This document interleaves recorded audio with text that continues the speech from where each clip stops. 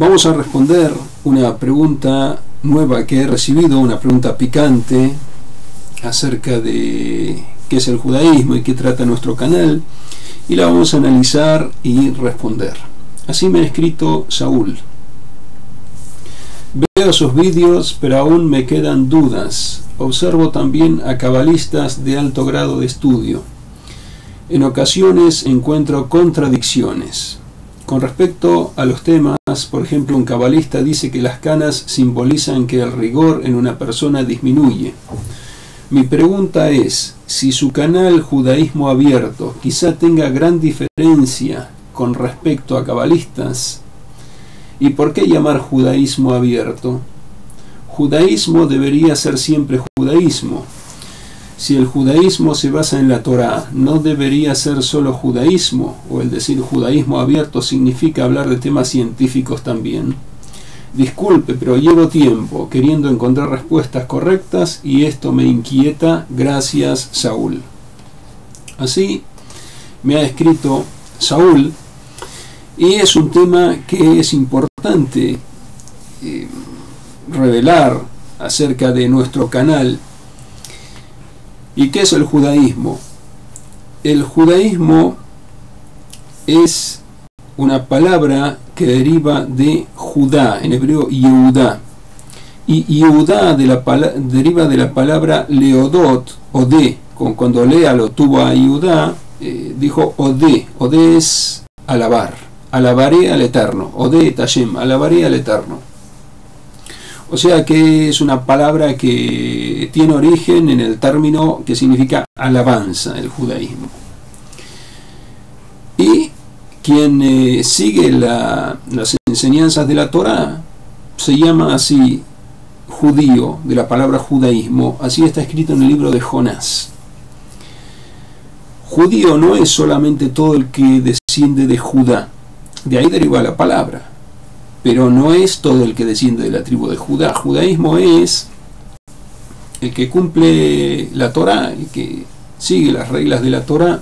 Así está escrito en el libro de Jonás, como decía, que seguramente habéis leído el libro de Jonás, donde dice que Dios le ordenó profetizar contra una ciudad, Nínive, y bueno, profetizar en Nínive, y él huyó, se subió a una embarcación, la embarcación fue afectada por un temporal y echaron suerte y vieron que era Jonás el culpable y lo arrojaron al mar y lo tragó un pez, y él dentro de ese pez vivió, y después ese pez lo arrojó a la costa, y los marinos, cuando volvieron y vieron que Jonás vivía y lo arrojaron al medio del mar, quedaron muy sorprendidos, y está escrito que se convirtieron al judaísmo.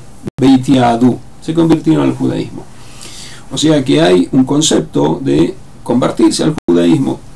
¿Quién es judío? ¿Qué es judaísmo? Judío se alberga todo el que vive dentro de las normas de la Torá, y los que se convierten o los que nacieron de madres judías es lo mismo, son todos judíos, no hay diferencia si vienen de la tribu de Judá o no. El que viene de la tribu de Judá es judío, pero es una de las 12 tribus. Hay 12 tribus, y también todos los que se convirtieron que se unen a las tribus, pero no tenían genes judíos, y es todo lo mismo. No hay ninguna diferencia. El que era judío que descendía de la tribu de Judá o de otra tribu, uno que se convirtió. Incluso sabios importantísimos se convirtieron y trascendieron el judaísmo mucho más que otros que nacieron de las tribus del judaísmo o de Judá. O sea que eso es judaísmo, el que sigue las reglas de la Torá porque nació judío, por vientre materno, o porque se convirtió al judaísmo. De esas dos formas uno se forma parte del judaísmo. Y en el judaísmo, como muchos saben, no solamente se habla de religión, sino del bienestar de las personas, y también de temas científicos, como está escrito en el Talmud. En el Talmud se revelan temas científicos, muchos temas científicos, incluso en el libro Zohar se habla del tema científicos, de que en el sexto centenio del sexto milenio, o sea, en el año 1840 de la era común, que coincide con ese valor. Sexto centenio, sexto milenio es el año 1840. Se iban a abrir las puertas de la sabiduría, de la ciencia, de los cielos y la tierra. Y bueno, la ciencia es parte de la Torá, ¿no? Dios creó todo, creó la ciencia, creó todo. Por lo tanto, está todo abordado en el Talmud. El Talmud se abordan todos los temas. Hay muchos temas científicos. He escrito un libro yo abordando temas científicos, después se convirtieron en 3. Vi que había más material.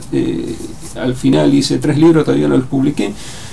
En algún formato sí están publicados, en papel no están publicados todavía.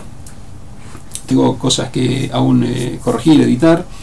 Pero está escrito que hay material para hacer 3 libros de ciencia basados en el Talmud, en el Midrash. O sea que hay mucha ciencia en las palabras de la Torá. Leyendo el libro de Job también se ve mucha ciencia. Job lo escribió Moisés, que es el autor también del Pentateuco. Dios le dictó a Moisés el Pentateuco. El libro de Job lo escribió también Moisés. Y hay muchos temas científicos en la Torá, por eso el judaísmo abarca todo. No hay nada que no esté abordado dentro del judaísmo, que esté fuera del judaísmo. También todo lo que tiene con la evolución del mundo, cómo fue evolucionando. No estamos hablando de que el hombre viene del mono como una teoría conocida, porque el judaísmo no sostiene eso, sino que el mono fue creado en forma independiente y el hombre fue creado el mono en forma independiente y el mono en forma independiente, cada uno en forma independiente. Los animales en forma independiente y los hombres en forma independiente. Cuando está escrito Dios creó al hombre en el Génesis, no que deriva del mono, y las pruebas científicas las he mencionado, también está en el Talmud, como he mencionado, todo está en el Talmud. En el Talmud no hay nada que no esté abordado, es increíble. Habla acerca de cuando fue la Torre de Babel, después vino la época de la división. La Torre de Babel, 1/3 de los que hicieron la Torre de Babel fueron convertidos en monos, dice. O sea que se habla de ahí una mutación. Un científico muy importante me escribió una carta diciendo lo que usted ha escrito, porque publiqué un artículo en internet una vez, hace varios años de esto, donde dice en el Talmud que los hombres, ciertos hombres de la Torre de Babel, que hicieron la Torre de Babel, se transformaron en monos. Copié textualmente las palabras del Talmud y el científico me escribió diciendo eso que usted ha escrito puede confundir a la gente, porque no es que se transformaron en monos, sino que Dios los transformó en monos. Y yo le respondí, pero eso no dice el Talmud. El Talmud dice se transformaron en monos, y le cité la parte del Talmud en el Tratado de Sanedrín, el folio donde está escrito eso, que lo ve ahí, porque era un científico que podía entender el Talmud, sabía el arameo, el hebreo, podía entenderlo, lo vio y dice, uy, sí, es cierto, y me escribió, sí, es cierto. O sea que usted considera que hubo una mutación. Y le respondí, sí, así dice, se transformaron en monos. Está escrito claramente, los hombres se transformaron en monos, y al revés, como dice la teoría que dice que el hombre desciende del mono. Aquí vemos, no que todos los hombres se transformaron en monos, ciertos hombres sufrieron una mutación y se convirtieron en monos. Y al revés de esa teoría, pero bueno, es una prueba científica que existe al revés.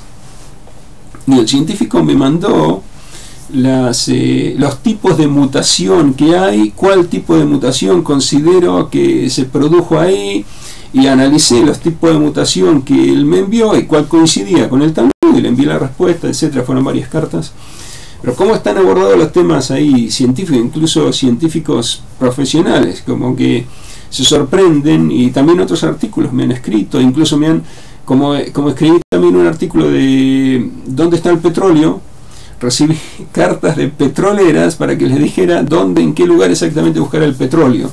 Y le dije, yo sé las regiones donde está el petróleo, porque así está escrito en el Talmud, pero no en qué lugar exacto de esa región está, no lo he investigado. Puede ser que en exégeta esté escrito eso, pero yo sé en qué región está el petróleo. ¿Por qué? Pues está escrito en el Talmud. En Talmud dice algo increíble, son revelaciones increíbles, científicas, que cuando se produjo el diluvio universal, está escrito en la Torah que todo ser viviente se disolvió, y el petróleo es material orgánico. Ahora estudios científicos descubrieron que es material orgánico, que el aceite, ese petróleo, es aceite de piedra, así es la traducción literal, así parece que se llama, ese material orgánico, y coincide con que todo se disolvió cuando fue el diluvio universal, se disolvió. Y en el Talmud está escrito dónde fueron a parar esos cadáveres de todo lo que se disolvió. Ahí está escrito en el Talmud que la tierra de Israel está más alta que las demás tierras. En la tierra de Israel no cayó la lluvia del diluvio, sino que todos los cadáveres, el agua sí invadió a la tierra, pero la lluvia cayó en los restos, en otros lugares, y los cadáveres que fueron arrasados de la tierra de Israel fueron a parar a Babilonia. ¿Qué es Babilonia? Son los países árabes, donde está todo el petróleo, y eso dice el Talmud. No dice la palabra petróleo el Talmud. El Talmud dice dónde fueron a parar los cadáveres, todos los seres vivientes. El Talmud no dice la palabra petróleo, dice solo los cadáveres. Y como se descubrió que hay material orgánico en el petróleo, y como está escrito que todo se disolvió en la época del diluvio, eso lo hice, la conjetura la hice yo de que es el petróleo. El Talmud habla de la parte científica de dónde fueron a parar todos los cadáveres. Reitero, no quiero que se confundan, que en el Talmud está escrito la palabra petróleo. No, la palabra petróleo no está. Está escrito dónde fueron a parar todos los cadáveres.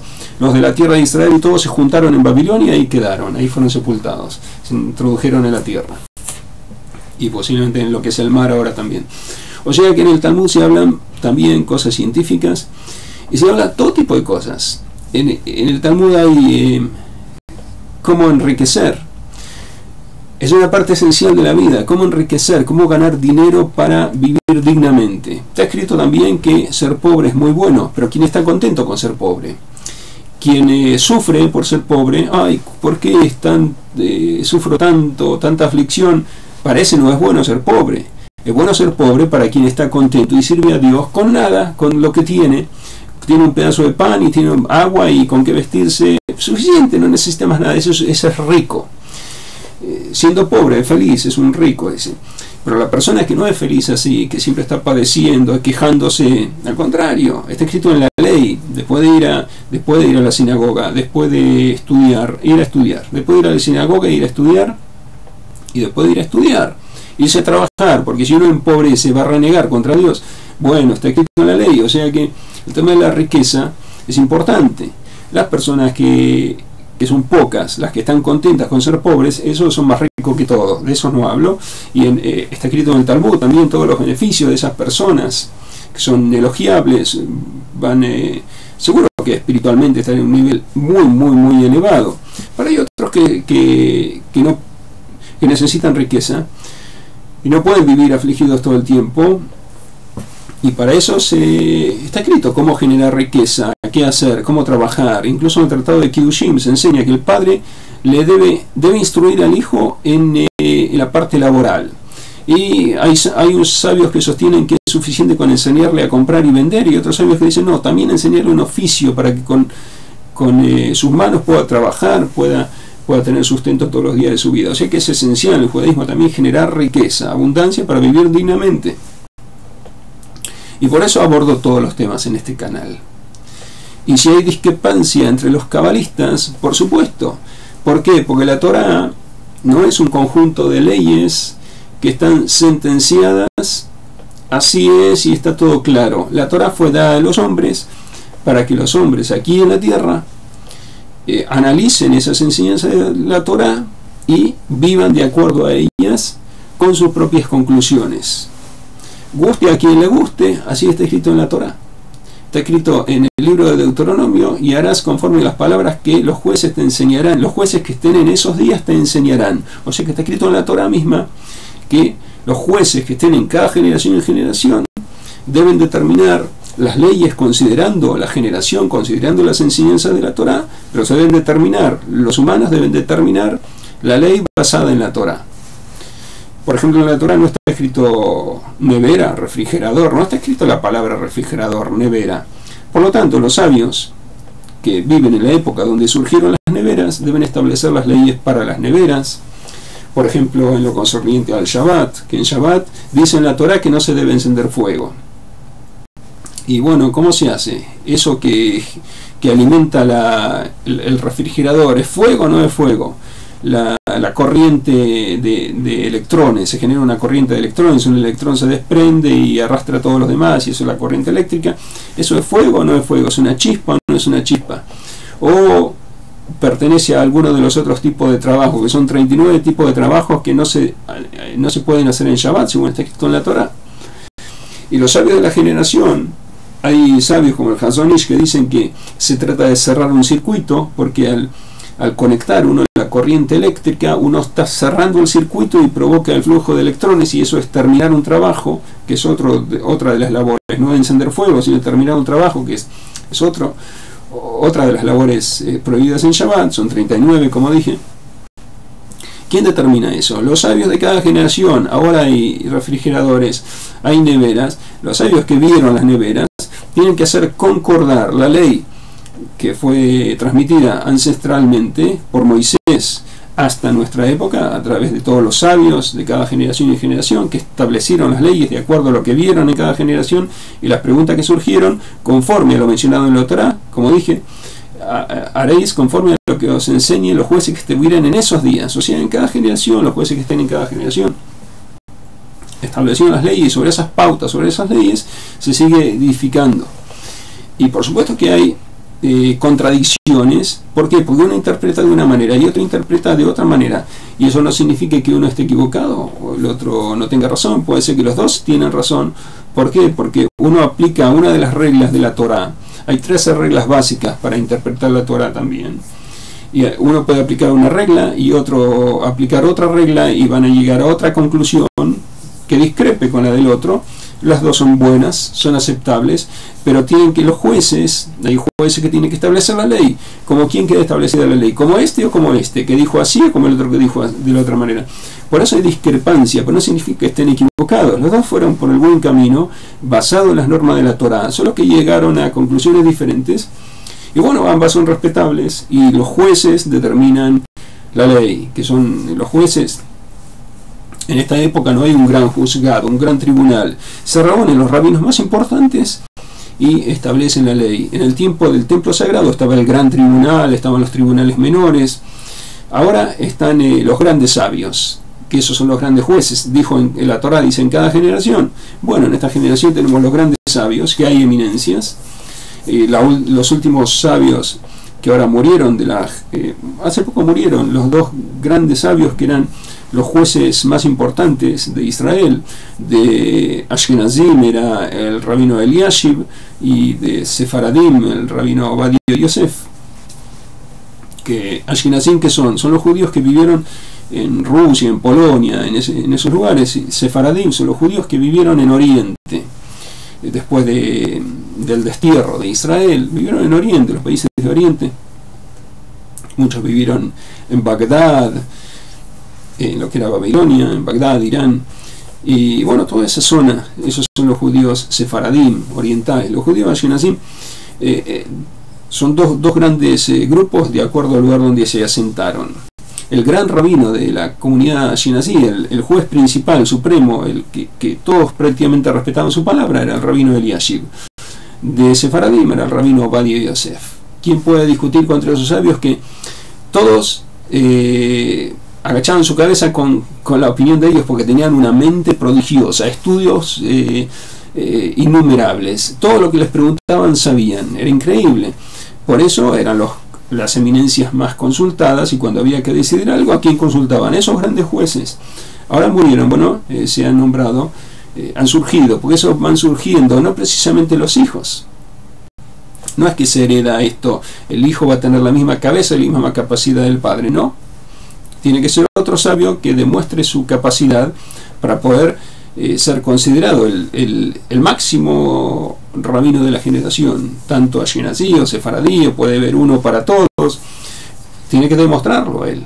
Y bueno, ahora está muy fresca la muerte de ellos, todavía está latente, y ahora ya han surgido rabinos importantes que se consulta a esos rabinos para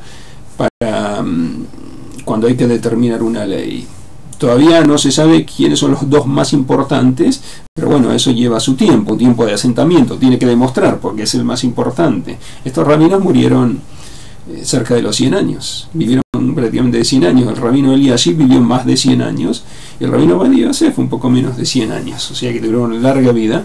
Ahora se tienen que asentar los grandes rabinos, ver cuál es el más destacado, y bueno, cuando prevalezca, el que prevalezca, hay varios que ya están siendo consultados, pero el que prevalezca más va a ser como el líder de la generación, y eso lleva su tiempo de asentamiento, como he mencionado. Y eso es judaísmo. Judaísmo abarca todo, abarca la parte comercial, económica. Hay un precepto de ayudar a los necesitados. El que no genera dinero no va a poder ayudar a los necesitados, y si no ayuda a los necesitados, ¿cómo va a cumplir el precepto? Y no va a poder mantener su casa, y no va a poder tener alegría para servir a Dios, como está escrito en la ley, como ha mencionado en el código legal, en el libro Orah Haim. O sea que el judaísmo abarca todo, todas las necesidades del hombre, los desarrollos científicos también, absolutamente todo. Y como dije, si hay discrepancias, no es que uno esté equivocado necesariamente, puede ser que sí que esté equivocado porque entendió mal, nadie es perfecto, puede entender mal. Si hay discrepancia, este dice esto, blanco, el otro dice negro, y uno se equivocó, bueno, se equivocó, pero también puede ser que uno dice blanco y otro dice negro porque lo está viendo desde ángulos diferentes, como es mención de la barba, que hay sabios que señalan que se refiere al rigor y todo eso. Es cierto, pero eso desde un punto de vista cabalístico, que se refiere al rigor cabalístico. Hay dos grandes flancos, el flanco de la bondad y el flanco del rigor, y hay uno intermedio. Son conceptos cabalísticos. El rigor está vinculado con un grado de la barba, pero no es lo mismo un sabio que habla de las propiedades físicas de la barba, que tiene que ver con lo que está hablando este otro sabio, que se refiere a una energía cabalística de rigor que transmite la barba. Pues el otro está hablando de las propiedades físicas que no tienen nada que ver con esa energía que canaliza la barba, que los dos están de acuerdo en lo que están diciendo, y uno solamente que uno está hablando de una particularidad de la barba y otro está hablando de la otra particularidad de la barba. Si uno observa, por ejemplo, un pelo de la barba puede ser más grueso, más fino, puede ser más denso, puede ser más blanco, puede ser negro, puede ser muchas cosas. Puede ser que uno está hablando de esas propiedades y otro está hablando de la energía que tiene la barba, que tiene que ver una cosa con la otra. Uno habla con las propiedades. El pelo es blanco, ¿qué energía uno ve en el blanco? Puede ser que uno con contacto visual ve si el blanco me da paz o el negro le da otra sensación, pero esa no es la energía que transmite el pelo, y a eso se refirió el del rigor. Y el que ve el color blanco no tiene nada que ver con la energía, es como un cable. Vamos a poner el ejemplo del cable para captar mejor este concepto. Uno ve un cable y el cable es de color blanco. Dentro del cable hay filamentos que llevan corriente eléctrica, y uno puede tocar el cable blanco. Uy, qué suave, qué agradable, qué suave, me transmite paz, me transmite bondad. Sí, qué lindo. Y lo toca, y es un cable de un material plástico, no sé qué, un tipo de plástico que está hecho el cable, y lo toca y es suave, y dice qué lindo, qué agradable, qué paz me transmite. Y otro toca el cable en la unión donde están los filamentos, dice uy, el cable es terrible, tiene una energía que mata. ¿Por qué? Sufrió un golpe de corriente eléctrica, pues tocó lo que había dentro del cable, la energía. O sea que este que transmite paz está equivocado. No, es suave, es blanco, transmite paz porque vio la parte exterior. El otro vio la parte interior, lo que transmite, la energía. Ninguno de los dos está equivocado, solamente uno se refirió a una cosa, el otro se refirió a otra cosa. Muchas veces pasa eso con los sabios, no solo cabalistas, todo tipo de sabios. Uno puede ver desde un lado, el otro desde el otro lado. No significa que uno esté equivocado, puede ser que los dos tienen razón, o puede ser que uno sí se equivocó, porque, como dije, somos humanos. ¿O se equivocó? Se equivocó. Si se equivocó, vienen los jueces que correspondan y dicen, no, eso es erróneo, no, la ley no queda así. ¿Cuántas veces ocurrió? Uno llegó a una conclusión, estaba muy bien hecha, sí, pero la ley no se determina así porque se equivocó.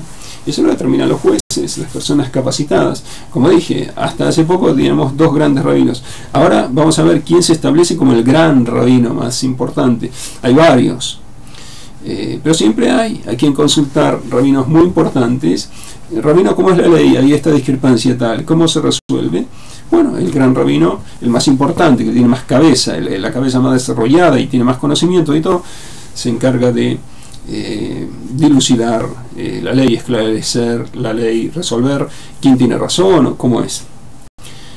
Y en síntesis, nuestro canal va dirigido a todos los campos.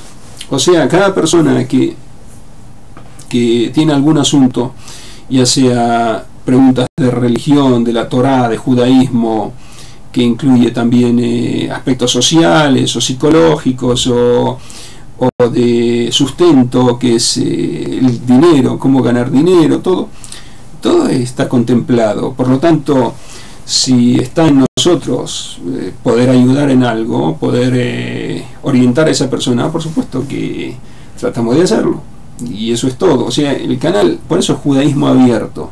Pues algo que compartimos, lo que hemos recibido.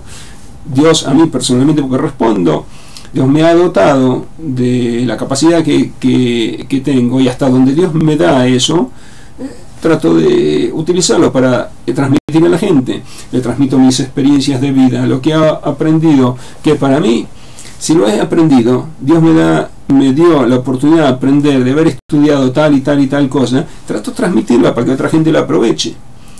Si he podido estudiar ciertos temas del judaísmo que otras personas no han tenido la posibilidad, y ya la sé, y las personas tienen la duda, ¿cómo será eso, el tema del judaísmo? Y yo, bueno, se lo transmito, ¿por qué no? Si ya lo he aprendido y lo puedo consultar. Y hay otros temas que me hacen una pregunta y sé una parte, la otra parte la tengo que abrir un libro o preguntar a otra persona. ¿Por qué no? Si está dentro de mis posibilidades, si puedo ayudar a otro, ¿por qué no? El judaísmo, una de las bases es esa, ser generoso con los demás, transmitir, ayudar, compartir. Es una de las bases del judaísmo, de la creación. La creación se basa en hacer bondad uno con el otro. Toda la Torá es hacer bondad uno con el otro. Así resumió el sabio Hillel en el Tratado de Shabbat, en el Talmud, el Tratado de Shabbat, en el folio 31, consta esto. Le preguntaron a Hillel, uno se quería convertir al judaísmo, y le dijo: enséñame toda la Torá mientras estoy parado de pie sobre un solo pie. Mientras estoy de pie sobre un solo pie. Y él le dijo: te voy a enseñar toda la Torá mientras estás de pie sobre un solo pie. No hagas a tu prójimo lo que no quieres que te hagan a ti. Eso es toda la Torá. Lo demás son explicaciones. O sea, hacer bondad es la base de toda la Torá. Transmitir, enseñar, ayudar. Eso es la base de toda la Torá. Por eso este canal es abierto. Si puedo ayudar en algo, no importa en qué sea. ¿Qué importa? Puedo ayudar a que la persona esté más contenta, a que resuelva sus dudas. Bueno, ¿por qué no? Eso es lo que trata este canal en síntesis, y bueno, espero poder compartir mucho más con todos vosotros, seguir y brindando lo que Dios me ha dado, de los conocimientos del judaísmo, todas las cosas que están abarcadas dentro del judaísmo, que incluyen todo lo que la persona necesita para existir sobre este mundo. Espero que, bueno, poder compartir mucho tiempo más con vosotros y así aumentar los conocimientos de todos, y también lo que necesitéis, si está a mi alcance, ¿por qué no? Eso sería para mí una gran bendición, porque como dije, la base del judaísmo es tratar de ayudarnos unos a otros con lo que cada uno Dios nos dotó, nos dio, y eso es lo que tratamos de hacer y trataré de seguir haciendo en el futuro. Os deseo un muy buen día y será hasta el próximo vídeo.